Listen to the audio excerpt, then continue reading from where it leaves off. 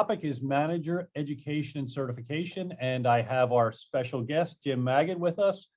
Jim is a vice president with First Service Residential, and he is also a PCAM, which is the highest designation in the industry for education and training and experience for association management representatives. So that being said, we did not get a dog of the day candidate today. However, since I like Brussels Griffins, I am going to pull up not my Brussels Griffin, but another one. That is Squid the Griff. I'm a big Griffin fan. That is Squid the Griff. And this little guy has about 3,500 followers on Instagram. And I'm not a big dog dresser upper, but apparently his dog mom dresses him up and posts all kinds of funky pictures of him on the internet. If that's what you're into, yeah, go for it. Fran, just a reminder, a few thousand years ago, that used to be a wolf. Yeah, exactly, right? Imagine Craziness. So yep, that's Squid the Griff. Eileen, you're gonna have to unshare me. Oh no, I can do it now. I got it. Stop share. All right, so that's Squid the Griff. Pretty funky looking dog. So if you do have dogs that you haven't submitted your dogs yet or recently, or you have a new dog or what have you, please submit it and we will put your dog up there so we don't have to look at Griffins that are so ugly that they're cute. The usual announcements apply, and I have to put on my reading glasses now. This is awful. These webinars are provided for general informational purposes only. They do not constitute legal advice. There's no attorney-client relationship formed by them, and nothing will be kept confidential. So if you ask questions, if you post things in the chat room, everyone's going to know about it. So we have a good turnout today, and I'm going to go through a little summary. And as I said to Jim earlier, Jim's going to kind of be the play-by-play or the color analyst, if you will. Mike Palulak is also with us in there too, if everyone sees Mike, and kind of give his take or 2 cents on what his experience has been. Jim has spent a whole career in this, and as we go through, Jim can speak to the various topics. I'm going to go through real quick, and then we'll come back and we'll discuss some of them. So the basic designation, if you will, or I guess the first designation for community association managers in terms of education and passing the test, is the CMCA designation. And that requires both a course and a follow-up test. And this can be confusing for people because CAI gives the designation, if you will. However, a lot of people have a hard time finding the background for the testing on the CMCA designation because it is under a different website, a different organization, because the certification organization has to be separate from the actual education certification. And Jim is a commissioner on the Community Association Managers International Certification Board that and Jim can speak to this, but is involved in formulating the test and administering the test and passing people, etc. So the CMCA, and we're not going to get into this in detail, but for the CMCA test, you have to take a course prior to taking the test. There are some exceptions to that if you are able to demonstrate certain experience and certain other education. But the initial CMCA test is what's generally referred to at CAI as the M100, and the M100 covers the bullet points that you saw in today's agenda. The roles and responsibility of the managers, the owners, the committees, and the boards. So, and you've heard me talk about this many, many times, those roles are distinct. Management ethics, developing and implementing, enforcing rules, organizing and conducting board meetings, preparing budgets and funding reserves, assessment collection, collecting delinquent payments, financial statements, evaluating risk management, implementing maintenance programs, preparing bid requests, recruiting personnel, managing sustainable developments in communities. So they're the topics that are in the M100 course, and they're covered in depth in the M100 course. And then once you complete the M100 course, you're able to sit for the exam to get your CMCA designation. The one thing, and you've heard me say this cliche before, does it cost money? Yes, it does. It costs money to to sit for the course and to take the exam. Yes, it takes time for your managers to do that. But as I always say, if you think education is expensive, imagine the cost of ignorance.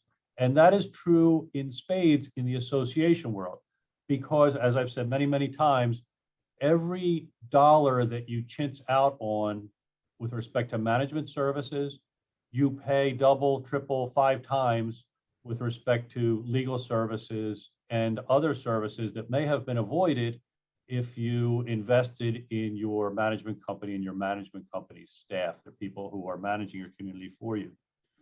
So the goal of educating managers is not only for the manager herself or himself and building that person and building the value for your community, but it saves huge money on the back end because you avoid problems, right, ever existing, or you minimize those problems rather than having them turned over to the accountants, the lawyers, the engineers, et cetera, after the fact, because good management will avoid many of those things going forward. So Jim, do you want to throw in some comments on the CMCA level of manager? Sure. So thanks, Fran, and great to see everybody today. So many familiar faces. So yeah, I think that the only thing that I would change slightly to what Fran has said is that the M100 is really memorization. It's a lot about memorization of facts and things like that, where the CMCA test really is more application, more experience-based.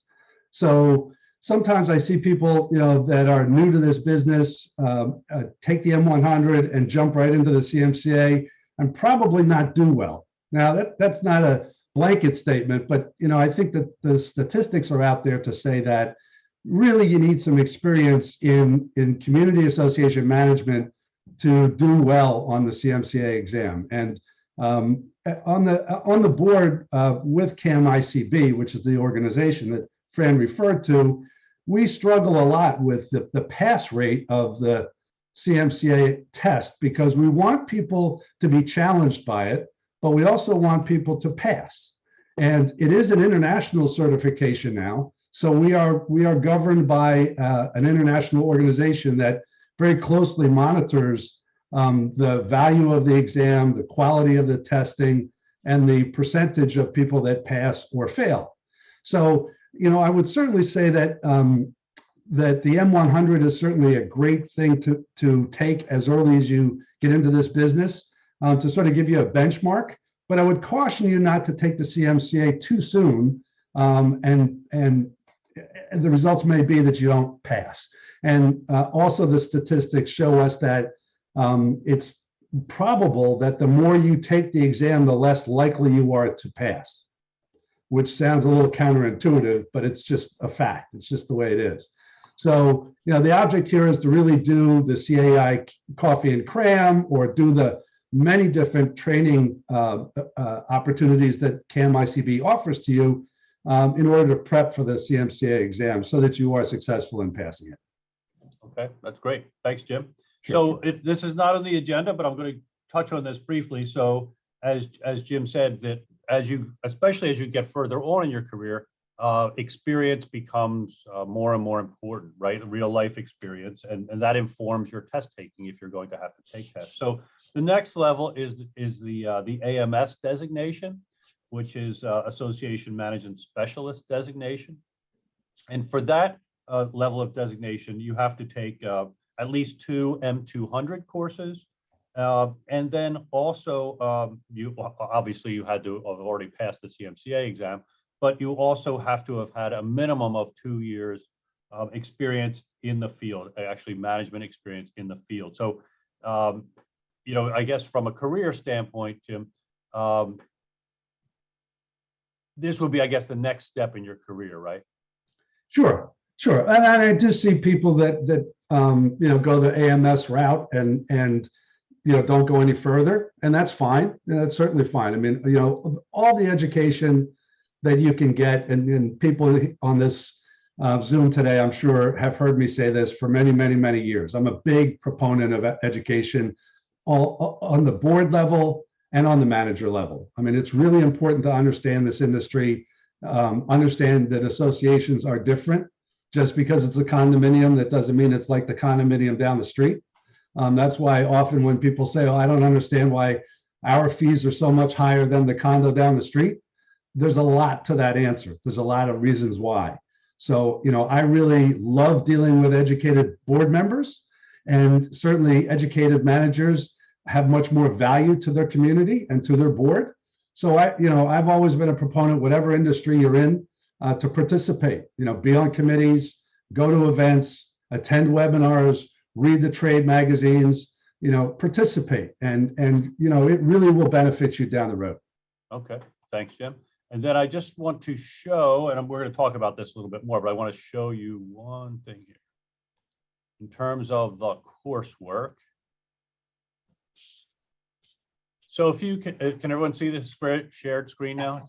Yes. Right. Okay. So this is the matrix, I guess, that CAI matrix, not the movie The Matrix. We're not going into a different dimension. So this is the matrix, which gives you an overview of what an educational path step by step kind of looks like, right? So you're looking at the M100, which, as Jim said, is kind of the basic, but it relies on both experience and understanding, memorizing things, for want of a better word, right, at the early levels. And then you go into the more intense classes, the facilities management, association communications, the M200 level, and there are courses there on the matrix. And then you go to the M300 level, ethics, management, company administration, et cetera. These things were all touched on in the M100 course, but they're explored or given in terms of education in much greater depth as the managers go forward in their career. And by the way, there are people who are board members who wind up taking these courses, and I've had a number, not even quite a few, former board members who had other careers at one time in their life. They served on an association board. They got interested in this industry because it is so much fun. and they just started taking courses, and they became property managers. And now I'm working with them and have been working with them for years, former board members. But so you get into the M300, and then you ultimately wind up with the M400 courses. But you can see that, CAI has put together a menu, if you will, or a path of courses, a curriculum that is very, very intense, right, in terms of covering the topic. So it's a beautiful thing. If you are an association and you are working with management personnel, to have and strongly encourage, and like I said, in my mind, pay for and give them the time to take these courses and to study for these courses. Because at least in my view, from my experience, what you will save in the long run will vastly outstrip what you have spent in terms of time and money having your managers educated. So we'll stop that share for a moment. Fred, if I could add to that too, Yeah. I think that this also pertains to self-managed communities as well. I mean, obviously, I work for a professional management company, and there are many others on their call. But I mean, even if you self-employ your community manager, to have that manager educated, to belong to an organization like Community Association Institute, to have their publications, have their reference libraries, have the educational opportunities, is really going to be valuable to your association. I think that for many years, there has been a feeling that, well, if my community manager from a self-managed community participates in CAI, somebody's going to steal them away from us. I mean, that may happen. They don't necessarily have to belong to CAI for that to happen. But if you are allowing that person to increase their education, providing the educational track for them, maybe some compensation to get that education, they're not going to go anywhere. They're going to be very happy with your association and do a much better job for you. So I think that it applies to everyone in this industry, regardless of how your management structure is set up. So I think the other thing to keep in mind for the managers on the call, even if your management company or your association that you're working with is unwilling to pay for education, in my mind, it behooves you to invest in yourself. Invest in yourself and get the education, get the certifications, because it will increase your value to your clients. It will increase your value dramatically in the marketplace. Correct. Right. So again, even if your association is not interested in that, or your employer is not interested, your best investment, right, is in yourself. And once you are educated, no one can take that away from you, right? You could always, your stocks can always go down, your car can get crashed, but nobody can take your education away from you once you have it.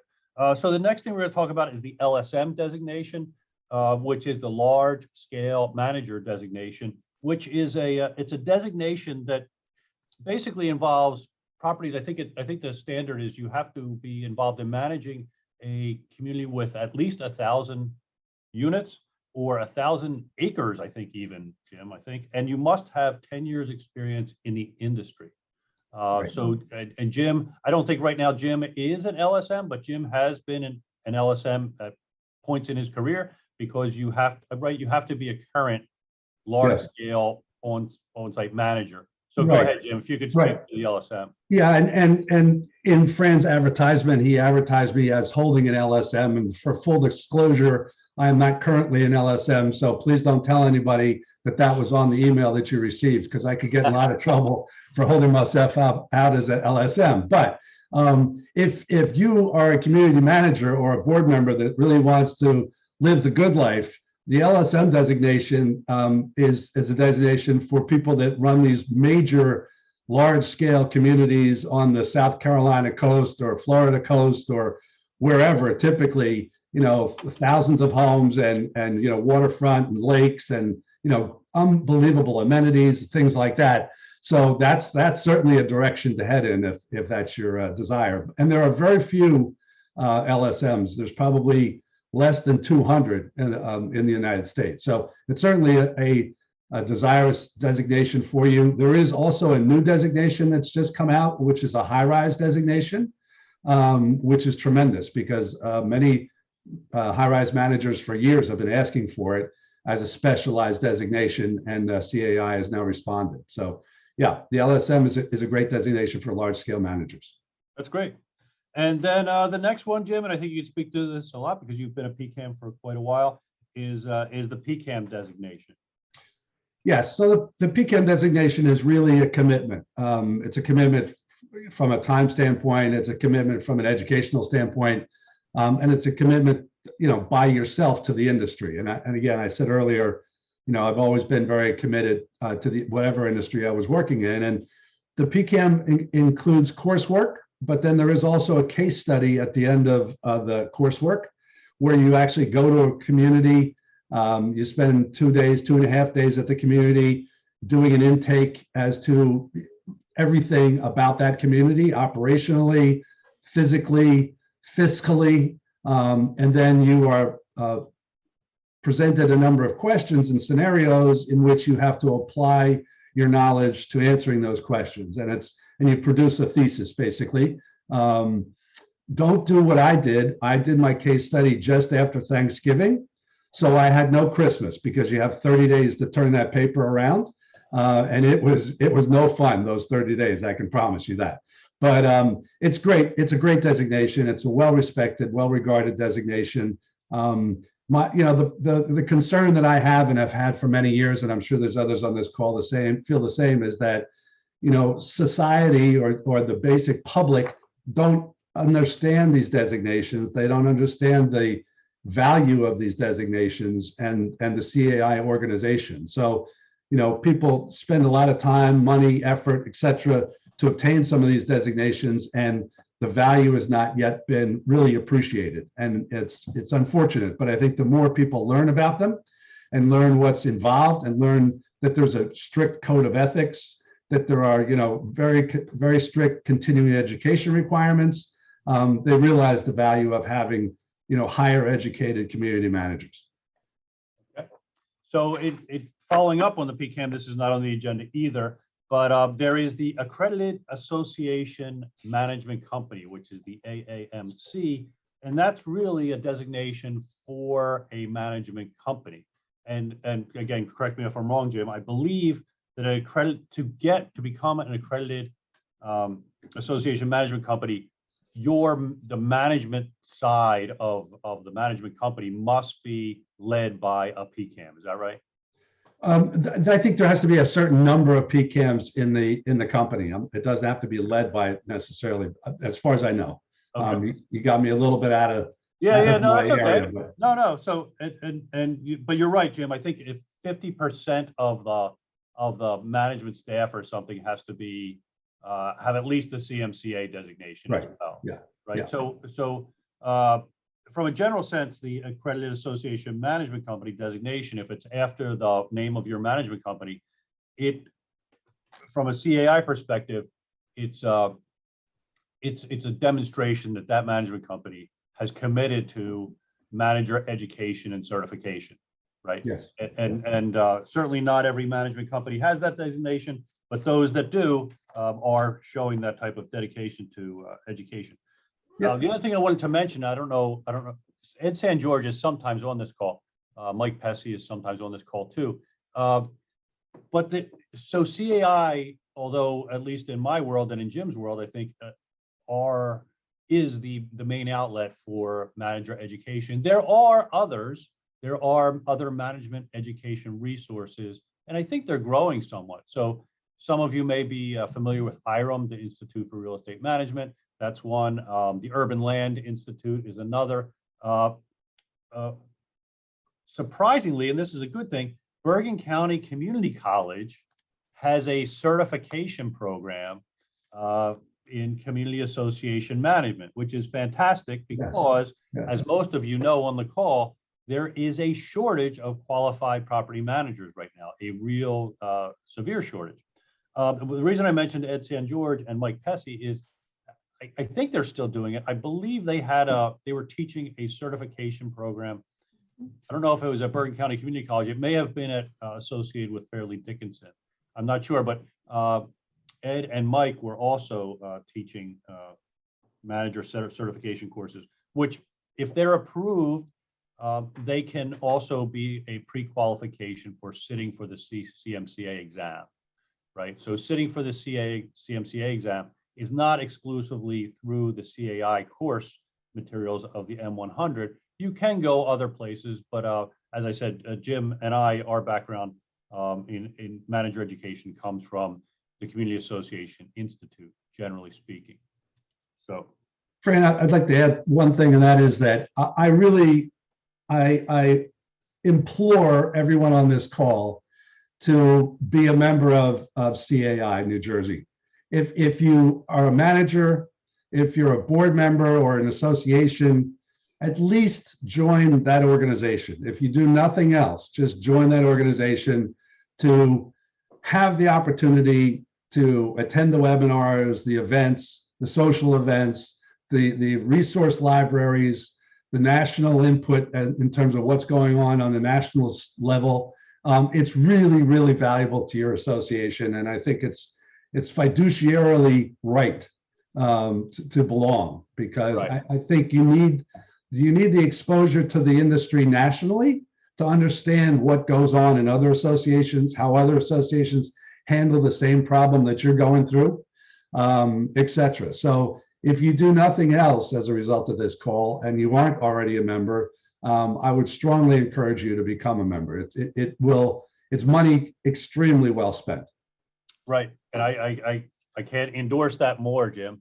So most of the, we're kind of preaching to the choir a little bit here, right? Because most of you are probably already involved in CAI, but for those of you who are not, I'll do 2 seconds on it. So the Community Association Institute is a national organization. It's a national organization based in Virginia. So people think, oh, CAI is in Freehold. Yes, CAI is in Freehold. But that's the New Jersey chapter of the national organization, right? So, and a lot of people stop at the CAI New Jersey website, okay, which is great. Go stop at the CAI New Jersey website, but also look at the CAI national website. What happens is when you become a member of the New Jersey chapter, and people are shocked by this sometimes, most of your membership money actually flows upstream to the national, right? And the chapter makes most of its money through things like sponsorships, events, outings, etc., right?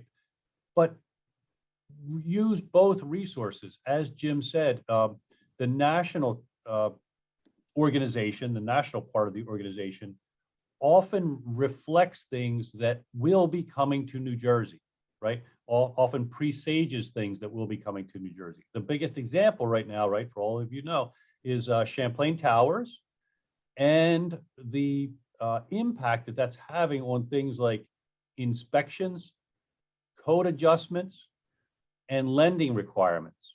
So many of us right now are struggling with Fannie Mae, Freddie Mac applications, as well as additional inspection requirements.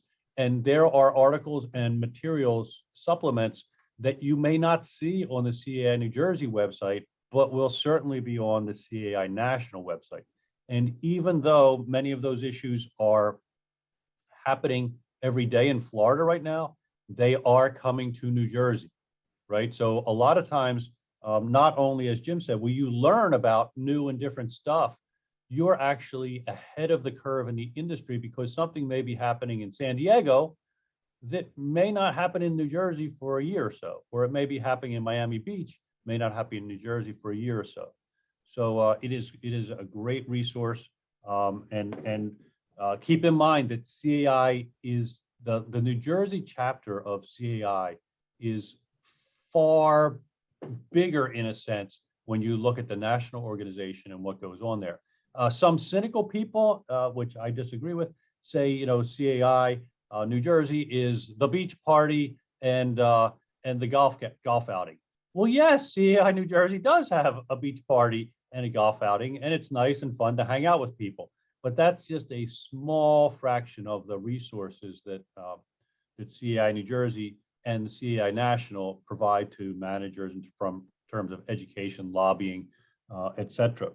So I can't say this enough, and I think Jim's career that has spanned now, I guess, how many years, Jim? Yeah, right? More than 25, Fran. More than Yes. 25. Way Less than 50. Less than 50. More than 25. Yeah, I'll say way more than 25. Right? It's a great opportunity. If this is another thing, right? If you know people, if you know young people who are looking, are floundering, but are looking for a career option, it's something to look at. And my experience has been in this industry that every property manager I know is more than happy to mentor, to help guide you, to point you in the right direction. If you're a younger person, if you have a grandchild who's looking to start a career, the beauty of this career also is that you can have training options that don't have the huge cost or huge time commitment of college. So there are plenty of people out there who college is just not for them. College, they might not be a fit for college, but they can do very, very well with an excellent career path in community management without, they may not have the money or the time or the resources, et cetera, to spend the 4 or 5 years, what have you, at a college or university. So it's a great option for many, many young people. So there are some questions. Mike, do you want to talk? You had a topic, I think, to talk about briefly. Yeah, so this is on the, hi everybody, just pretty brief here. This is on the collections end of things for community associations. So when an association collects against somebody, you put a lien on and you can foreclose that lien, or you can sue the owners individually, right? So when we sue individuals individually, we do so by filing in the county in what's called usually special civil part. Special civil part, however, has a $15,000 cap on the amount of money we can seek. You can go over that sometimes with attorney's fees, but the underlying amount that's owed is capped at $15,000. So you won't get a judgment for more than $15,000 in assessments, fines, late fees, even though sometimes the attorney's fees can exceed that. What happened this past week was that New Jersey is increasing that cap from 15,000 to 20,000, which is huge for us. It kind of, granted, you shouldn't really necessarily be getting into the situation where we're suing for more than 15,000, but sometimes that happens on some older accounts. When they're turned over, the balances are already pretty large. So it's going from 15 to 20,000 as the cap on special civil part. And then in small claims, there was a $3,000 cap that's being raised to to 5,000. So from 3 to 5 in small claims and 15 to 20 in special civil part. For lawsuits that exceed that amount, you can still file those lawsuits. They just take longer. They're more time consuming and more expensive. So kind of the fast, quick, dirty, easy way to get judgments against people is usually through filing in special civil, and they increase the cap for us. So us lawyers are very excited about this. It's exciting news. All right, that's great. That's it. Thanks, Mike. Just some questions here. So Danita says, would it be beneficial for a board member to take the M100 Essentials to provide a greater understanding of their job and role? And yes, Danita, that would be. It's not a bad idea, even if you're not somebody who wants to be a manager. CAI New Jersey, and I teach this course, and I think I've taught it with Jim. There is a board member essentials course, which is a pretty darn thorough course with some excellent course materials. So there is an intensive course for board members as well. But Danita, yes, I think the M100 will be a good thing for board members. Yes.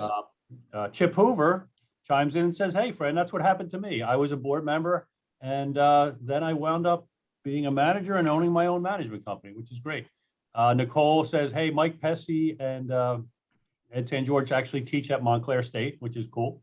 I was wrong about Fairleigh Dickinson, I guess. I know Ed has a relationship with Fairleigh Dickinson. Jeff Shipman says, I'm checking out because I got an issue with my computer. And Jessica says, hey, can you share the link to NJCAI website and CAI National website? So I will have Eileen or Crystal, Eileen Gambino is up there in the corner with us. She's our practice manager. And we will shoot out the links for the CAI New Jersey website, the CAI National website, and also since KMICB. the CMCA website as well, right? KMICB. Yep. Yeah, CAM-ICB. I'm sorry about that. The CAM-ICB website, because for whatever reason, sometimes the CAM-IBC website is a little difficult to find.